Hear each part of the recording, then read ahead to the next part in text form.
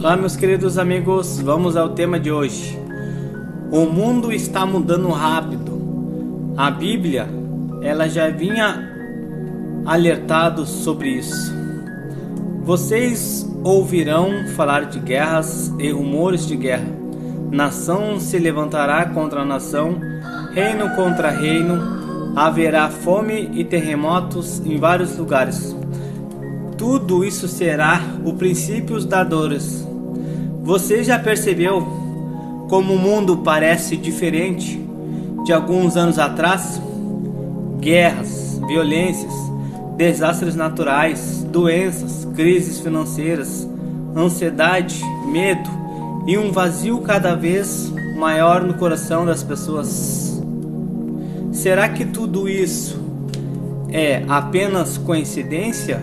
Ou a Bíblia já nos havia alertado sobre esses acontecimentos?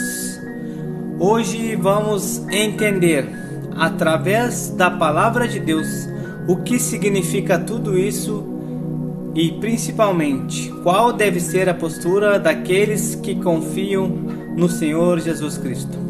Fique comigo até o final, porque a última passagem bíblica traz uma esperança que pode transformar completamente a maneira como você enxerga o futuro.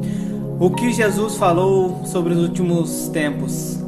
Jesus respondeu essa pergunta há mais de 2000 anos.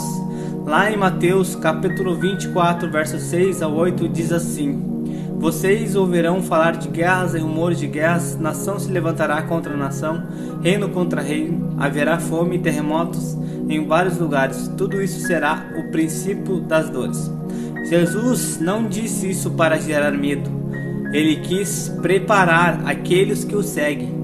Esses acontecimentos seriam sinais de que a humanidade, antes da consumação da história, isso não significa que podemos marcar data ou afirmar quando será o fim.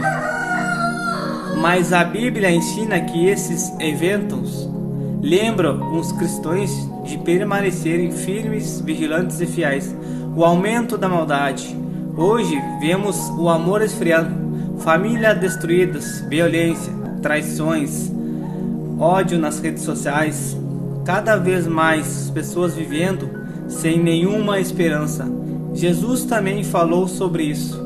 Lá em Mateus capítulo 24, verso 12, diz assim: Porque se multiplicar a maldade, o amor de muitos esfriará. Quando o pecado cresce, o coração humano endurece. As pessoas passam a confiar mais em si mesmas do que em Deus. As pessoas viverão apenas para si mesmas. O apóstolo Paulo descreveu exatamente esse comportamento humano.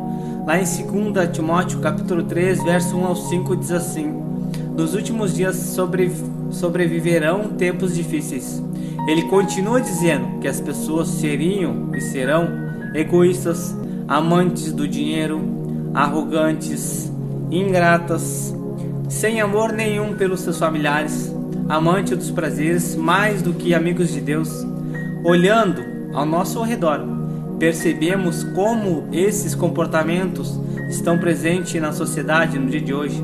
Isso não significa que todas as pessoas sejam assim, mas mostra como a Bíblia descreve tendências que podem se intensificar ao longo do tempo. O medo dominará muitas pessoas.